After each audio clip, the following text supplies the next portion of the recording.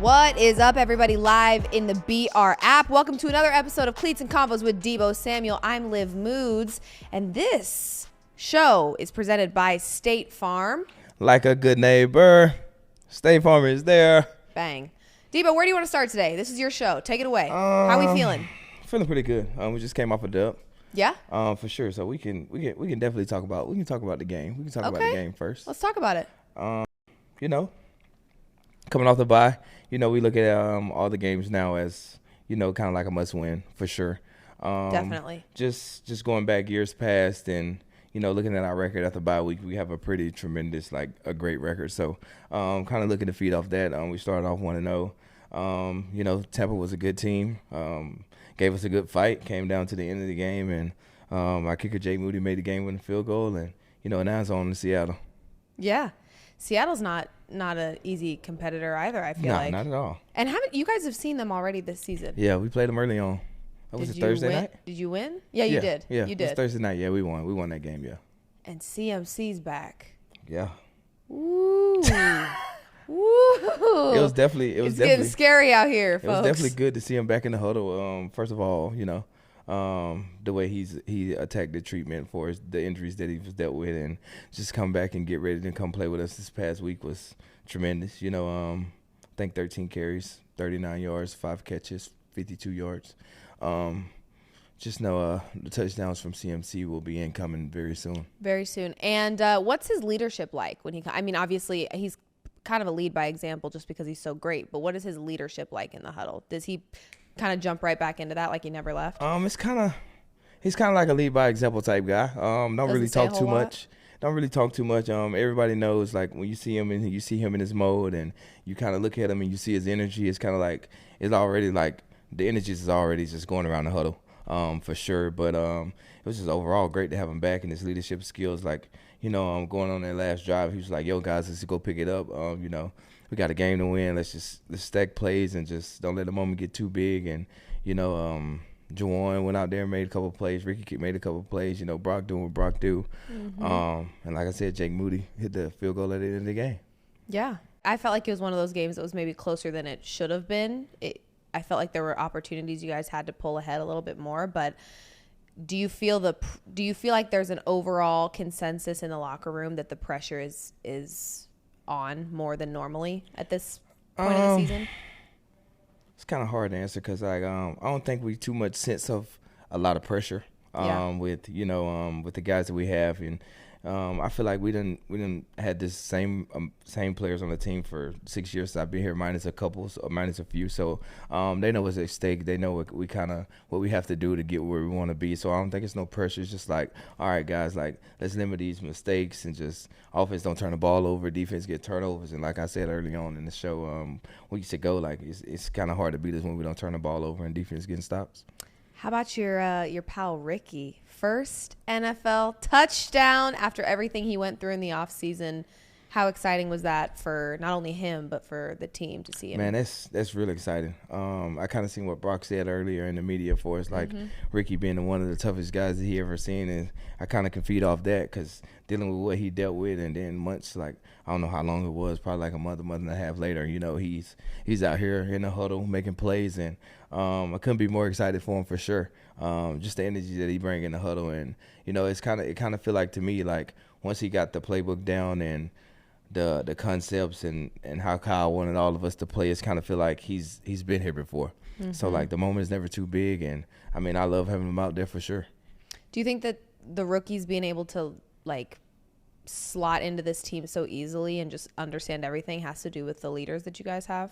For sure. Once you get in, you kind of don't know the 49ers culture as a rookie, because I didn't know about the physicality and how fast things is and how detailed Kyle is in his offense. And, you can go down the line of rookies. Like I said, like, you can start with Ricky.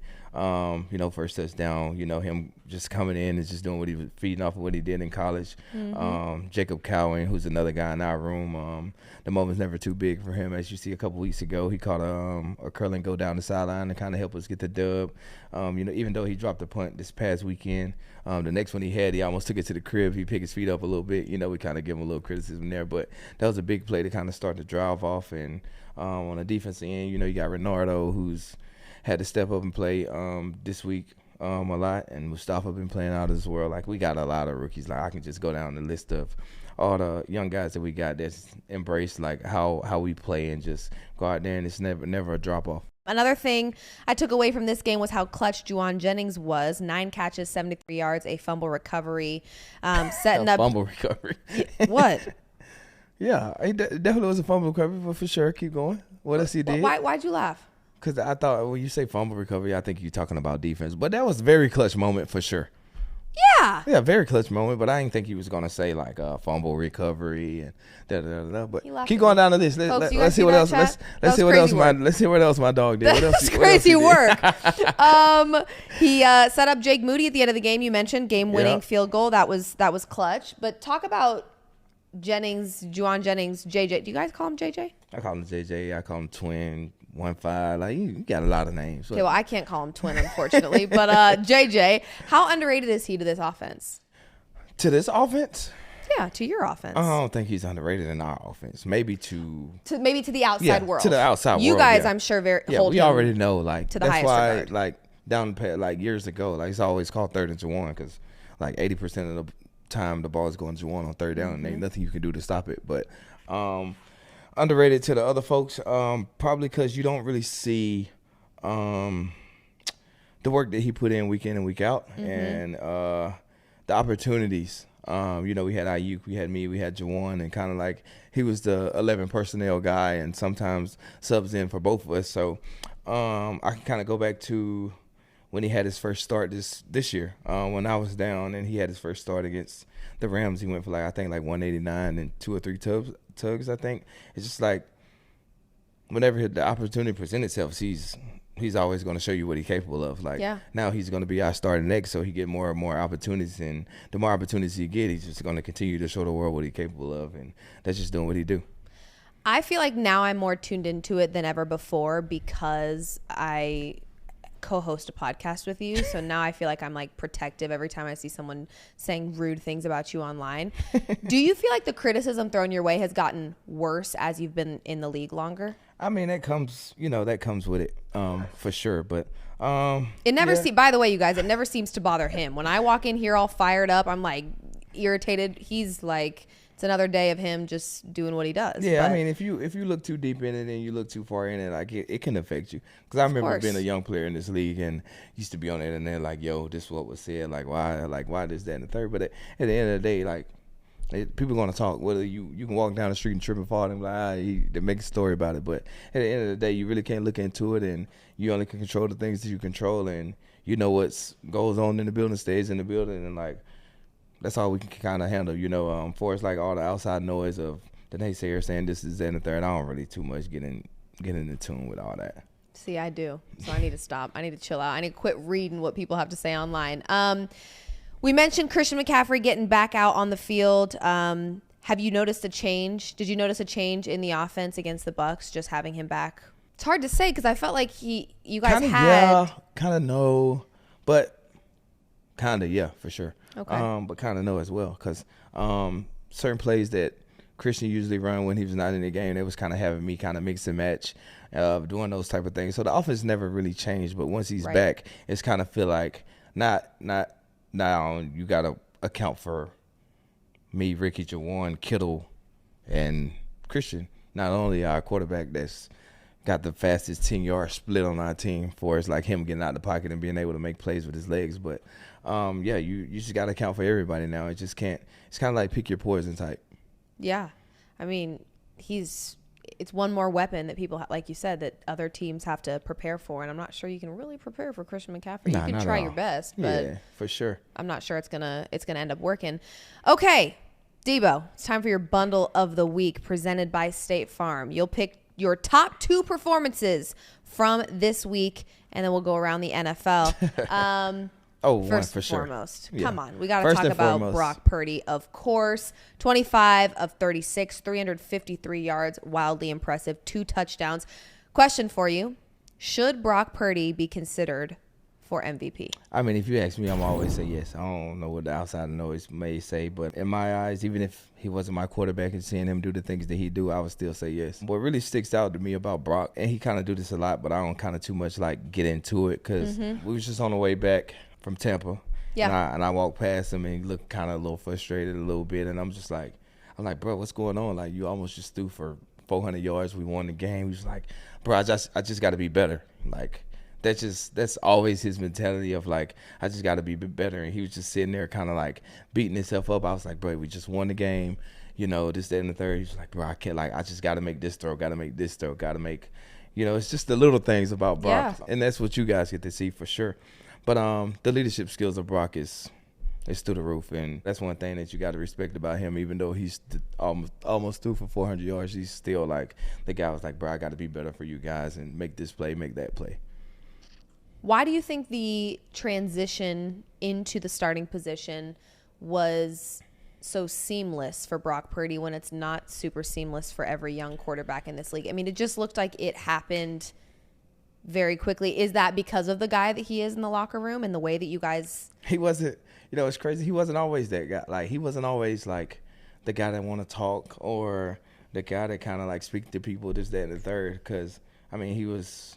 Right. It was Jimmy, it was Trey, and then it was Brock. Yeah. But kind of like I said earlier about the culture of like being around the guys that we have, like you step in the huddle and you just look around, you like, okay, I just got to do this, and then we're going to win. And then once you get past that part of it, just like, all right, I can do this, get him the ball, and then start thinking about all the things that Kyle wants you to do as a quarterback. And as weeks and weeks come along, it's just like, all right, this job ain't really as hard as it seems with how the mind that Kyle has for us, the offense and the weapons that he have around. But don't get me wrong, like Brock make plays with his legs more than people think, and also he make off schedule throws that people think it's supposed to go to this person, but in reality, that's just Brock just being the quarterback that he is. Mm-hmm. I know we've talked a little bit about like how well the Lions are playing right now. The Ravens obviously look really good. You guys have been dealt quite a few injuries that you've had to just fight through, and other things, personal things in people's lives and whatever it may be. You guys have dealt with a lot this year, it seems. Would you say from a pure talent perspective, you guys have one of the most talented rosters in the NFL? Yeah, we definitely have one of the most talented rosters in the league, but there's a handful of other teams that roster is stacked as well, because you go down, I mean, you look at the Detroit Lions of the world, like who's playing like tremendous football right now. You got CJ Stroud and the Houston Texans. Like, you got a lot of people might say that this guy is a little underrated, but I like Mike Williams, the trade for Mike Williams to go to the Steelers. I played against him in college and seen the things that he did in the Chargers. It's, when the opportunity presents itself, you've seen he went out there and made plays and helped his team. Yep. So it's just like, it's a lot of good teams around the league for sure. There is. Okay, bundle number 2. We've got Jamar Chase. Yeah. Okay. 11 catches, 264 yards, and 3 touchdowns. I did see a post-game presser of Jamar Chase kind of expressing frustration that they are such a talented team, and they're, in his opinion, him and Joe Burrow are playing some of their best football right now. They're 4-6. Are you surprised that this Bengals team is 4-6 right now? Yeah, for sure, because they're one of the teams that got one of those top rosters as well. But if you look at it, like it takes more than 2 people to win the game. Of course, it takes more than just the offense and the good defense to win the game. It takes the special teams. It takes the coaches. It's not always like, all right, it's this one side of the ball. It's like when you look at football, a lot of people say, all right, you got special teams, who's they on. You have the defense who's on their own, and offense. At the end of the day, you all won. Like special teams complements the defense. If a punter punts the ball inside the 5, that gives the defense the advantage. And if the defense stop the offense from getting past the 20 and got a punt behind the 20, that's great field position for the offense. So I just think it's just a whole, like, I just think once they get everything together for it's like everybody being on the same page. I mean, it's a hard thing to do for sure in this league. But I feel like once they get all that figured out, I mean, 11 for 264, and you go for 2 at the end of the game, like, and you still there against one of the better teams in the league. So it's just like they still can figure it out. That's kind of what I'm thinking. I think they still have time to figure it out for sure. The Bengals chose not to pay him, Jamar Chase, over the offseason. I bet they wish Was they had. that a mistake? Man, I mean, week to week, that boy showing folks like why they should have just went on ahead and cut the check, man. Because now the Brinks truck gonna be more than one. It's gonna be about 2 of them. Right. I mean, I think as fans we sometimes forget that this is a business, you know, and there's a back end side of this business, not just for the organizations but also for the players. But I think Jamar wanted to be there. I think that he loves Cincinnati as far as I'm concerned, and so.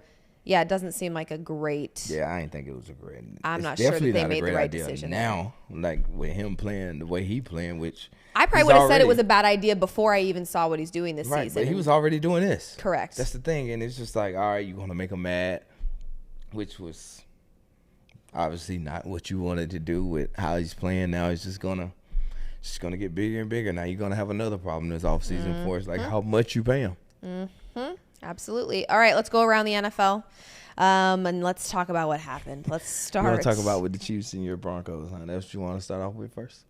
I mean, I didn't say that. I'm just reading the strip right here. Okay. Well, then I guess we'll get into it. Here we go. Chiefs beat my Broncos in a very disgusting fashion. Can you give a little bit of credit to the Broncos, though? They did look pretty good. I mean, Bo Nix went toe-to-toe with Patrick Mahomes. Listen, I'm ready.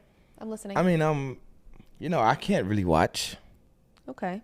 That's fair. fair. I'm in the middle of a game. They just got the scores, and I'm like, oh shit. All right, 14-0. Okay, Broncos.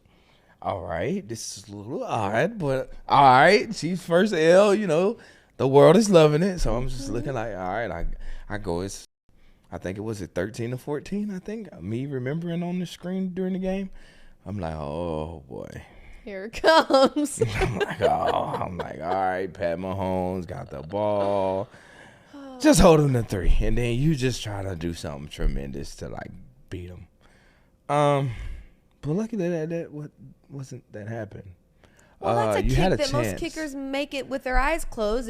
The block was beautiful, and I mean, I don't like using this phrasing a lot because it does kind of discredit the talent that they have over there. But I do feel like the Chiefs have luck on their side sometimes, and that was just like such a Chiefs way to win. And this, you might not like this, even though I don't even like saying it's like, luck is a part of this game. Of course it is. It's just, that was crazy. That felt like some like luck blocking was a involved. field goal crazy though, like. And it was like a 35-yard, like it was nothing blocking insane. Field goal crazy. Like I get blocking a punt, but blocking field goal, I mean, it was the most Broncos L and the most Chiefs win I could ever possibly imagine. So yeah, it was pretty tough. Was y'all at home? No. Oh, y'all was away. We were away. Oh, that would have been lit up. Mm-hmm. That would have been lit up, yeah.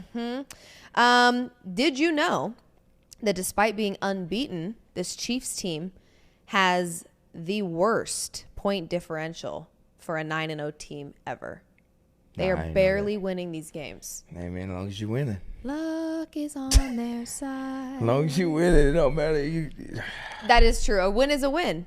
Dub is a dub. If you had to say something nice about the Chiefs right now, what would it be? I mean, you can't. It's hard to stop them.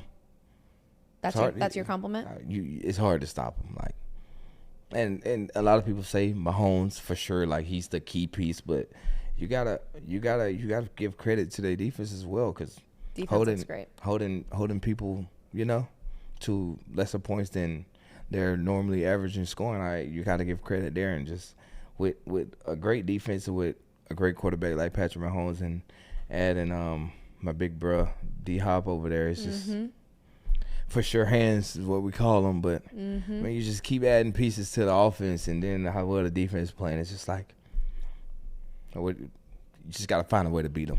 A respectful king. But just know that if he rematches with the Chiefs, it's not going to be so respectful anymore. He's out for blood. Okay. What do you have you had a chance to watch D Hop over there with the Chiefs yet? I think they played. Was it last Monday night or last Thursday? Thursday night. D Hop had 2 one tugs. Of the yeah. I watched that game. He had 2 touchdowns. It was Monday. Yeah. That was the Monday night game. Yeah, I watched that game. Very happy to see him happy over there. I was gonna say, I think when you've got friends in the league, you just want to see him happy. Yeah. To remember the Titans touchdown silly was kind of one of the ones that was I kind of liked that one. That was hard. But yeah, 2 touchdowns. He made a great play on third down the middle, like 3 guys. Like we say, call them for sure hands on 3 people, nothing but a hands catch. But you just got to respect the game. Yeah. Let's talk about the team that's playing really, really, really stinking good right now. Honestly, the game wasn't working in their favor against the Texans this Sunday. My dad happened to be at the Texans game, actually. He's sending us all these videos. He's like, wow, going crazy. And then I was like, that game's a little too close for comfort. And then sure enough, Lions found a way to win. They're a very competitive team this year. What do you think makes them such a hard team to beat right now? It's like since last year, like watching them early on last year and, them dealing with the loss in the NFC Championship and then just coming in with that, like with that fire under their belt. I think that kind of plays a role for sure. Because if we was on the flip side, we'll kind of feel that same fire as well. We still do feel it because we lost the Super Bowl, of course. But, man, it's just if you look down their roster, like they got 2 of the top backs in the league. They got a lot of good Goff, stuff going on. You got Jared Goff playing out of this world. And you got St. Brown just being St. Brown. They got a great tight end, Laporta, Jameson Williams. Like the offense it's just crazy. It's phenomenal. And their defense is still playing well, even though they lost. I would say they best defense, one of the best defensive players in the league, due to a broken leg, I think, if I'm not mistaken. But yeah, they just playing great complimentary football right now. Kyler Murray, great player, for sure, big competitor. The NFC West is a tight race right now. What do you think is making it so close this year? I mean, would you say the NFC West is one of the toughest divisions in football right now? It's always been that way. I think since I've gotten the league, it's always been that way. It's always been a tough race to the top. Kind of go back to, I think am I right? My rookie year we played Seattle. I think it was a Thursday night game, and it was a race between us and them. And Dre Greenlaw made a play on the inch-yard line to put us at the top and give us the first week bye. And it's always a race to the top on this end. And Kyler Murray we play him twice a year, so we kind of already know what type of player he is and the things that he can do with his legs and the strong arm and the. Does he get enough love from the public? I mean, you see him twice a year, so you know. I really don't know about how much love he get from the public because it's not something that I kind of like. I don't see him get enough love. But in our meetings, in our locker room, you gotta account for him, and not only you gotta account for him, but Marvin Harrison Jr. is starting to show why they drafted him so high. You got a great back, James Conner. It's just like it's just a tough conference over here, man. It is. What would you say is the toughest division other than the NFC West? The Baltimore and Cincy Steelers. And they tough. The Steelers are looking nice. They tough. Wow. They tough. Yeah, they look good. And Russell Wilson, he's cooking. Let him cook because he is cooking right now. Mike Tomlin is one of my favorite coaches in the NFL. I just really have always loved him. But the Steelers look nice. They definitely do. They look really nice. Washington, right? Yeah. And Washington, we know, that was a tough one, right? They only won by a point, right? They got that third down at the they got a offsides towards the end of the game, and I think they won by like. I don't remember how that. Yes, they did. You're right on that. Let me check the final score of that one. That one was 24. 28-27. 28-27. Yeah. Oh, wee. Yeah. That's a nail biter right there. And the Commanders are a phenomenal team. So I knew that was going to be a really great game. But the Steelers, they're ready to go. They're definitely rolling. Let's talk about a team that's maybe not so ready to go. Cowboys. It's tough out there. It's tough out there right now. CeeDee Lamb lost the ball with the sun in his eyes. You've played there before. Have you ever had trouble with the sun while playing there? I remember. That you can remember? I think it was 2021.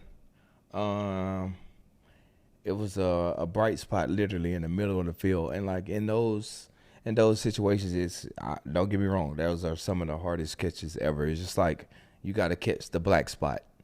And when I mean the black spot, it's flying right into your eyeballs, like coming right at you, and all you see is a black dark spot. Because if you look up at the sun, you're done for. It's just a black spot. Mm-hmm. So just imagine like Brock Purdy throwing a slant into that black spot, and you just like, oh, you just put your hands up and just pray that it just hits.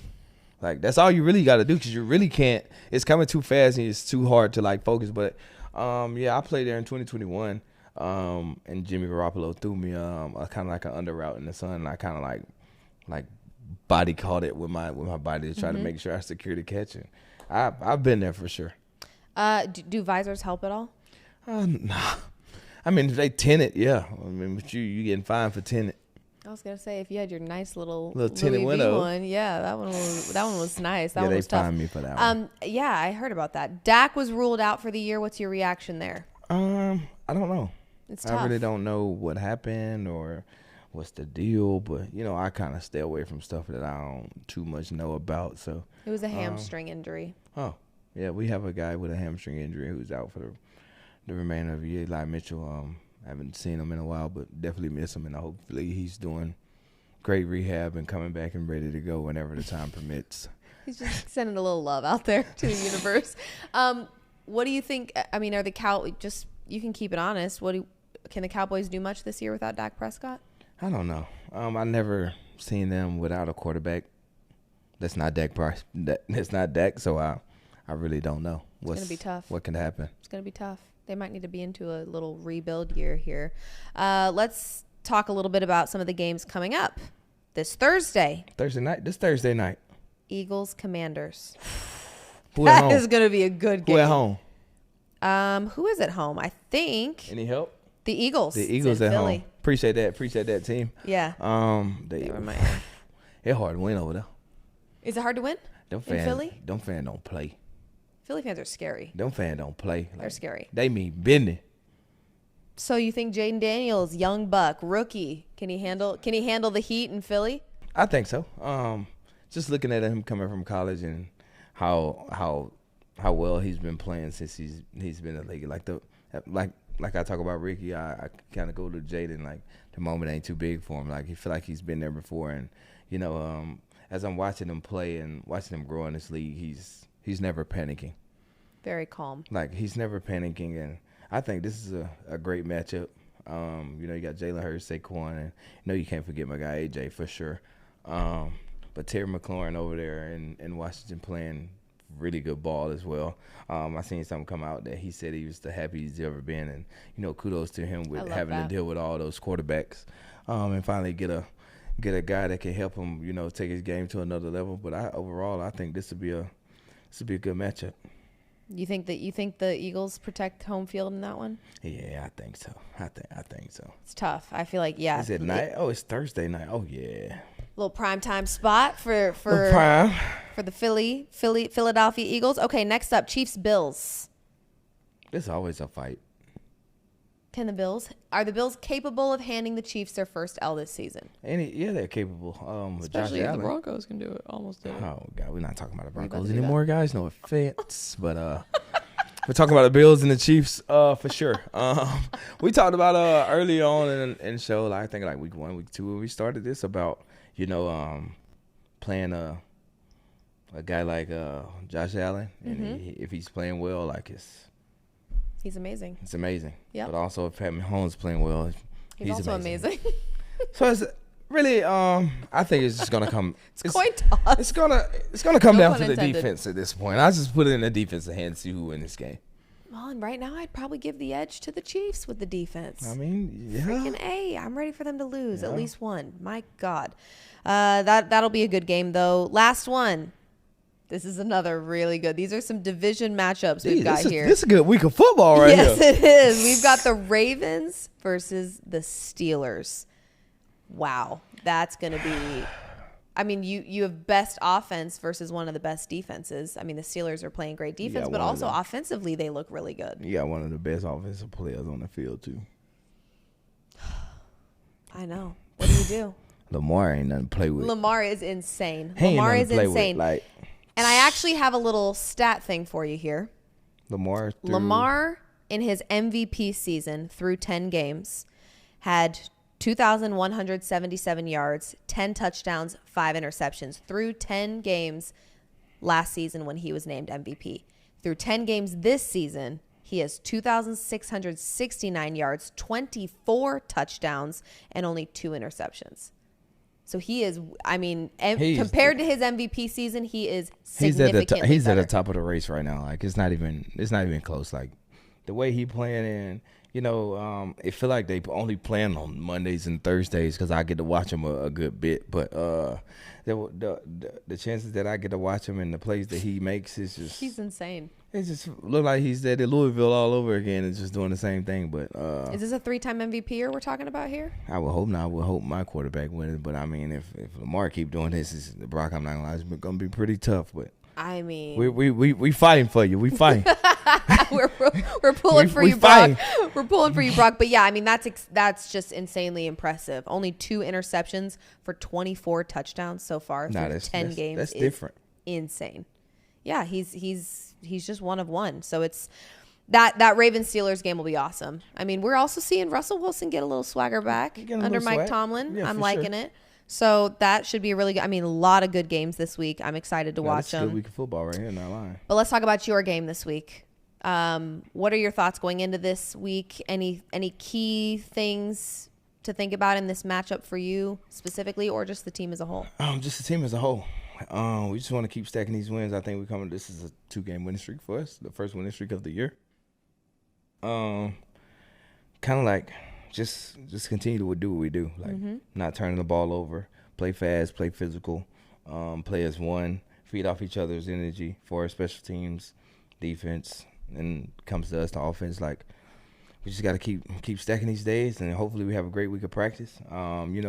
Every time we play Seattle, it's always a tough fight. They got a good team as well. From Geno, you got young Jax over there playing pretty well. I think he had a career week last week. I think was it like 8 catches, 160 or something like that. They had a tough loss against the Rams. I think was that 2 weeks ago. I think so. A week ago, 2 weeks ago. Yeah, it was 2 weeks ago. But yeah.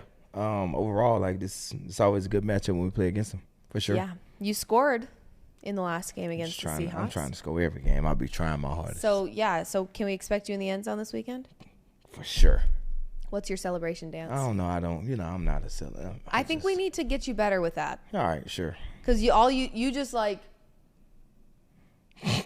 You just talk your trash. That's your celebration. No.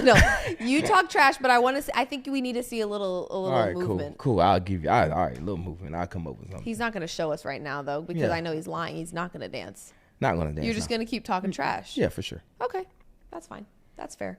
All right, let's move on to chat questions before we get out of here. First chat question. Deebo, in all caps. Roger Goodell said the NFL plans to have 8 international games next year. What do you remember about playing in Mexico City? Not gonna lie, that was one of the, if not the loudest games that I've been a part of. Loudest? Because, Niner fans are literally everywhere. Yeah. And, like, you walk in an arena and, like, I think it's a soccer arena, and you're just looking around and it's just, like, it looked like a slam-packed soccer game. Those soccer games go crazy, too. That Mexico game, like, we was at home. Yeah, it felt like, that game was crazy. Well, that's a huge shout out to the 49ers fans. They travel well. That's incredible. We got a lot of fans in Mexico, too, obviously, because, we didn't take the whole world over there to Mexico. Maybe you did. Who knows? If you could play in one, I'm doing a follow-up question to the chat question. Where would you want to play in an international game? I want to go back to Mexico. Do you? Yeah. You wouldn't want to go anywhere else? Nah. London?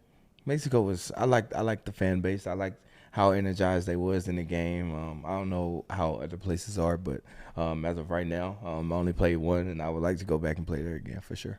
Perfect. We love it. Okay, Deebo. Fran Brown said after a loss, he does not shower. That's, I believe, the Syracuse's head coach. Only winners get washed. Here it is, right here. Yep. Syracuse football head coach does not shower after losses. I don't deserve soap. Winners get washed. First of all, disgusting. Second of all, Do you have any post-loss rituals? I mean, I'm going to hit that water for sure, first thing.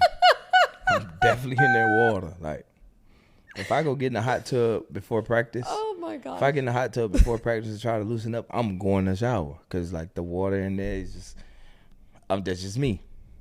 You're a man of hygiene. But I don't know about that one right here, Coach. I don't know about that one now. I don't know about that one. That's crazy work. Hey, Coach, just change your way of thought, man. Just make sure you hit that water now. Yeah. What about his wife? He got to hit that water for himself. Right. It's not even about the wife at that point. It's about just self-care. Yeah. Self-care. Final chat question here. Deebo, can you talk about how you made your cleats with Deebo Jr.? The handprint cleats, they were amazing. Are they your new favorite cleats? They're definitely my favorite, for sure. This summer, you kind of get the way Jordan sets up the way that they do your cleats. You build your cleats, you make your cleats in the summer, and they slowly roll in as the season comes. I think I made like 6-7 pair, which they're still rolling in, but none of them is going to top this. I kind of remember what was my thought process for this was he had just left school. Yeah. And his mom sent me a picture of, his handprint. And I was in the process of making cleats. So I'm like, I'm just going to make some cleats and put his hands on. And it took us a little minute to kind of get the design together because it was just like, all right, why put handprints on a cleat? Well, and you want to be able to tell their handprints too. Yeah. So yeah, you did a great job. Yeah, but overall, like that was the thought of that. He had just came from school, had his little handprints all over the paper. I was just like, all right, I'm always thinking about my kid anyway. So it's just like, you know what, I'll make some cleats. Like everything I kind of do that can like, that I can think of to kind of like interpret them in it. Like I try my best to do it, but that was the thought of that, and that's how that came up. When it comes to your son, does he watch you play football every week? Oh yeah, he's always. Sometimes it's funny because he hear on TV that everybody calls me Deebo, and he'd be like, "Go Deebo." He was like, "No, Dada." Like he's still figuring it out. Is he getting more of a personality as he gets older? Oh yes, for sure. He has a personality out of this world. I think I probably got like the smartest 2-year-old I've ever seen. For us, like the things that he do and how fast he pick up on things, and they are so smart. Like, and they hear everything. He hear a lot, but he knows what not to say and what to say. Like sometimes I slip up and say a bad word. He'd be like, "Bad word, Dada. You can't say that." Like he already like he knows. You in check. Yeah, he definitely knows. He knows more than I think he knows. Do you think you would ever come on the show and say hi to everybody? Yeah, for sure. Oh, he'd probably love it. But he's a little busybody, so he'll come say hi. Perfect. And this is one of his favorite things to do is play on the pool table. So we'll probably have to like kind of move the pool table downstairs so it won't be making a lot of noise so people can hear what we're talking about. We have good mics, so it's perfect. But yeah, for sure he'll be on here soon. I love it. He's adorable. And definitely, do you feel like because he is getting a personality, does he have your personality? He kind of have both. Okay. For it's like, I think my kind of like attitude. Oof. For it's like, if he don't get his way, he kind of like pitches a fit. The Arthur fist. But like he got my kind of like personality and like my kind of like mood swings a little bit. But when it comes to, I'm a very moody person. When it comes to being smart and all that don't come like that comes from his mom. Like, that don't come from me. Well, shout out to the moms because the brains, he's got to have that. I ain't got those. And you said, give yourself a little bit of credit. I got a little bit now. No brains for Deebo, just moodiness and an attitude. Well, this has been another episode of Cleats and not one convo. I'm sorry, Cleats and Convos. Yeah, multiple plural. Convos with Deebo Samuel, presented by State Farm. Like a good neighbor, State Farm is there. I'm Liv Moods. I'm That's Deebo. the one and only Deebo Samuel. For and sure. We'll be back next week.